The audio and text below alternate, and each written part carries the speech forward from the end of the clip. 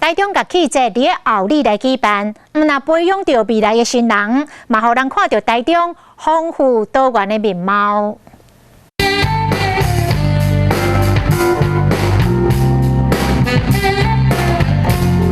舞台顶是萨克斯风演奏出来音乐，各有乐团，互全场的气氛真嗨。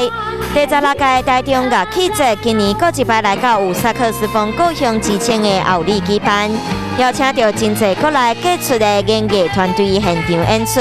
带来丰富个精彩表演。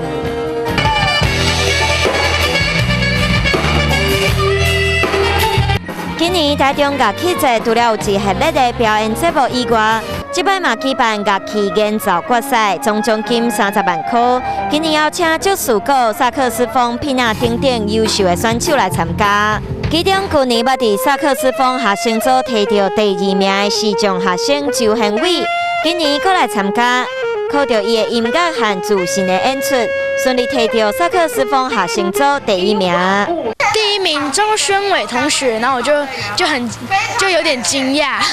Charlie Parker 他是一个非常有名的爵士萨克斯风手，我就觉得演奏这个曲子就是在这个乐器节这个意义很特别。文化局嘛表示，台中后里除了生产萨克斯风以外，嘛出产品啊和爵士鼓等等真侪优质的乐器，希望透过活动的举办，那培育未来新秀，嘛有人看到台中丰富多元的音乐风貌。